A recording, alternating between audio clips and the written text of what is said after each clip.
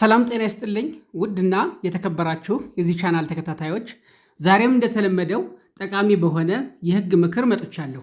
የዛሬ ርዕሰ ጉዳያችን ይመስላል እንግዲህ ፍርድ ቤት ስንሄድ ማድረግ ያለብንና የሌለብን ጥንቃቄዎችን በዝርዝር የምናይ ይሆናል ማለት ነው። እንግዲህ ፍርድ ቤት መሄድ ለብዙዎቻችን አስጨናቂ ወይም ግራ የሚያጋባ ሊሆን ይችላል።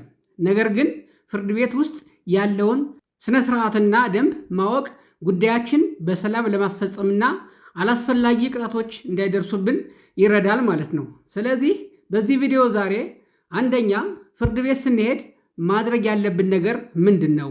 ሁለተኛ ፍርድ ቤት ስንሄድ ማድረግ የሌለብን ነገሮችስ ምንድን ናቸው? የሚሉትን በዝርዝር የምናይ ይሆናል። ቪዲዮውን እስከ መጨረሻው ተከታተሉት። አሁን ቀጥታ ወደ ጉዳያችን እንገባለን ማለት ነው።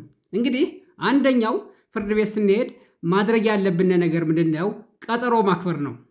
ቀጠሮ አክብሮ በሰዓቱ ቀድሞ መገኘት በጣም ጠቃሚ የሆነ ነገር ነው ማለት ነው። በሰዓት አለመገኘት በጣም ብዙ ጉዳቶች አሉት። በሰዓት ካልተገኘነ ዳኛው የቀረን ሊመስለው ይችላልና የተለያዩ ትዕዛዞችን ሊያዝ ይችላል።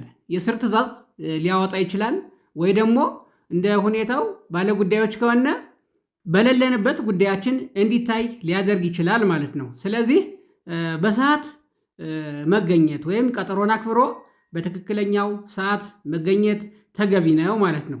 አንደኛው ይሄ ነው። ሁለተኛው ተገቢ የሆነ አለባበስ ለብሶ መገኘት ያስፈልጋል ማለት ነው። ይህ ማለት ምንድን ነው? የፍርድ ቤትን ክብር የሚመጥን አለባበስ ለብሶ መገኘት ያስፈልጋል ማለት ነው። ከባህል ያላፈነገጠ ፍርድ ቤቱን የሚመጥን አለባበስ ለብሶ መገኘት አንዱና ዋነኛው ነገር ነው ማለት ነው። ሌላው መታወቂያ መያዝ አስፈላጊ ነገር ነው። መታወቂያ መያዝ አስፈላጊ ነገር ነው። መታወቂያም ከሌለነ ማንነታችን ሊገልጹ የሚችሉ ሌሎች ሰነዶችን መያዝ ያስፈልጋል ማለት ነው። እንግዲህ በተለያየ ምክንያት መታወቂያ ሊጠፋብን ይችላል። ስለዚህ ምን ማድረግ አለብን? መታወቂያ ከሌለነ ማንነታችን ሊገልጹ የሚችሉ ሌሎች ሰነዶችን ይዞ መምጣት አስፈላጊ ነው ማለት ነው። ሌላው ለዳኛው ክብር መስጠት ነው። ለዳኛው ክብር መስጠት አስፈላጊ ነገር ነው ማለት ነው። ይህ ማለት ምንድን ነው?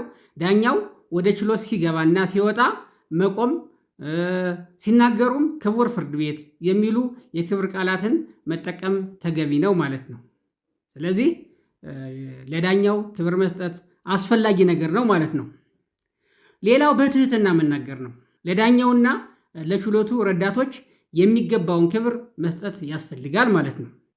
ሌላው ጥያቄ በምንጠይቅበት ጊዜ ወይም አስተያየት በምንሰጥበት ጊዜ አጭርና ግልጽ የሆነ ጥያቄ ወይም አስተያየት መስጠት አለብን ማለት ነው። የምንጠየቀውን ጥያቄ ብቻ በአጭርና በግልጽ ቋንቋ መመለስ ያስፈልጋል ማለት ነው።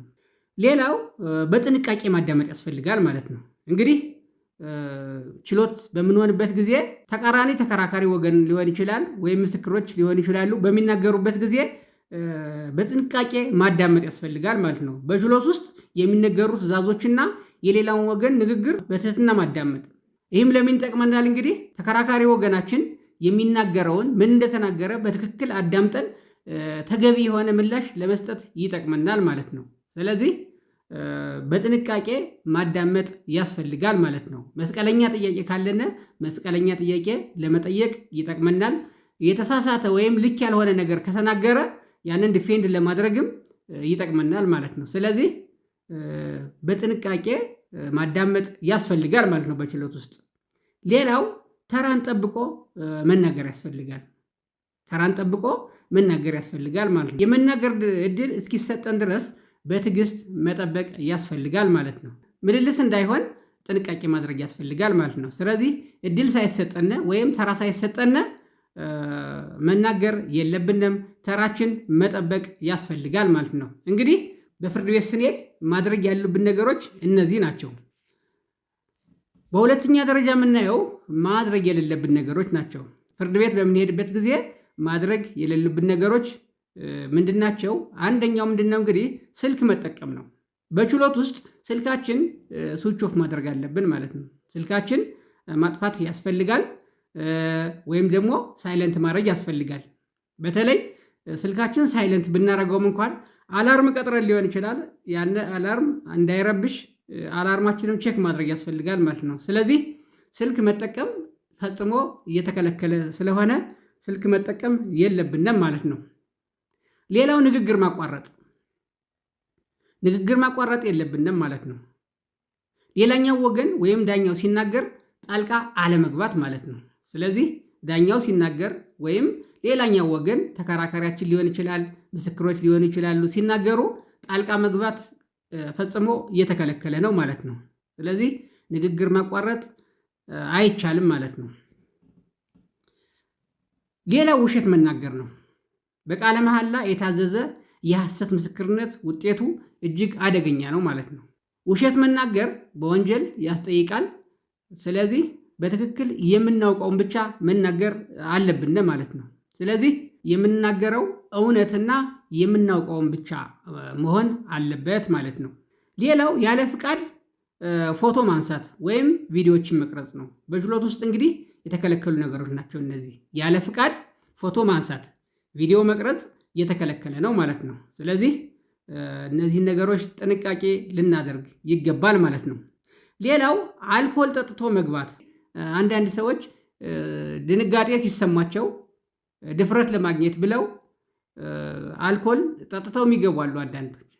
ይህ ግን ለጉዳያችን ምንም የማይጠቅም ነገር ነው። ስለዚህ በቻልነው መጠን ራሳችን አረጋግተን የምንችለውን መናገር ነው እንጂ ለድፍረት እንዲሆን ብለን አልኮል ጠጥቶ መግባት ወይም ደግሞ አደንዛዥ እጾችን ተጠቅሞ መግባት እጅግ የተከለከለ ተግባር ነው ማለት ነው። ስለዚህ አልኮልና አደንዛዥ እጽ ተጠቅሞ ወደ ፍርድ ቤት መሄድ እጅግ የተከለከለ ነው ማለት ነው። ሌላው ያልተገባ አለባበስ መልበስ። ያልተገባ አለባበስ ለብሶ መሄድ የለብንም ማለት ነው። ለምሳሌ ቁምጣ ለብሶ መሄድ፣ ኮፍያ ማድረግ፣ እንዲሁም መነጽር ማድረግ ለጤና ካልሆነ በስተቀር እነዚህም ማድረግ ፈጽሞ የተከለከለ ነው ማለት ነው። ከመጠን በላይ የተገላለጠ ልብስ ለብሶ መሄድ አይቻልም ማለት ነው። ስለዚህ ያልተገባ አለባበስ መልበስ የተከለከለ ተግባር ነው ማለት ነው። ሌላው መብላትና መጠጣት። በችሎት ውስጥ መብላት፣ መጠጣት፣ ማስቲካዎችን ማኘክ በጥብቅ የተከለከሉ ነገሮች ናቸው ማለት ነው። ስለዚህ ጥንቃቄ ልናደርግ ይገባናል ማለት ነው። ሌላው መከራከርና መቆጣት። እንግዲህ ከባላጋራው ጋር በችሎት ውስጥ ቃላት መለዋወጥ ወይም ለዳኛው ንዴት ማሳየት ለጉዳዩ አይጠቅምም ማለት ነው።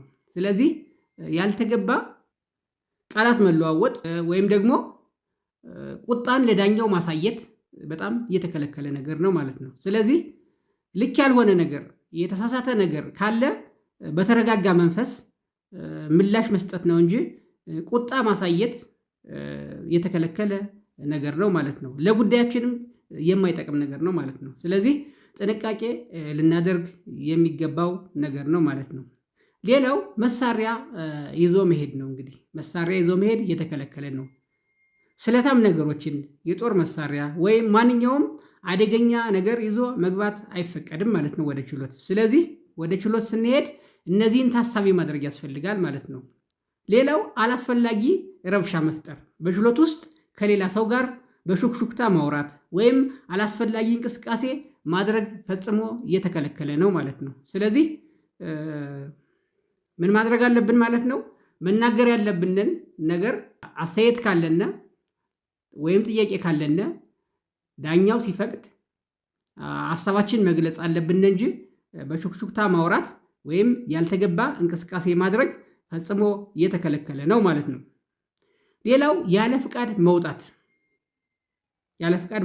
አይቻልም ማለት ነው። ችሎቱ ሳይጠናቀቅ ወይም ዳኛው ሳይፈቅድ ችሎት ጥለው መውጣት እጅግ የተከለከለ ተግባር ነው ማለት ነው። ስለዚህ መውጣት ካስፈለገነ ወይም ለመውጣት አስገዳጅ የሆነ ነገር ከገጠመነ ዳኛውን አስፈቅዶ መውጣት ነው እንጂ ሳያስፈቅዱ ጥሎ መውጣት የተከለከለ ነገር ነው ማለት ነው። እንግዲህ ወደ ፍርድ ቤት ስንሄድ ማድረግ ያለብን ነገሮችና ማድረግ የሌለብን ነገሮችን በዚህ ቪዲዮ ዛሬ አይተናል ማለት ነው። በመሆኑም እነዚህን ልናከብር ይገባል ማለት ነው። ወደ ፍርድ ቤት ስንሄድ ውድና የተከበራችሁ የዚህ ቻናል ተከታታዮች ለዛሬ ያቀረብኩላችሁ የህግ ምክር እንግዲህ ይህን ይመስላል።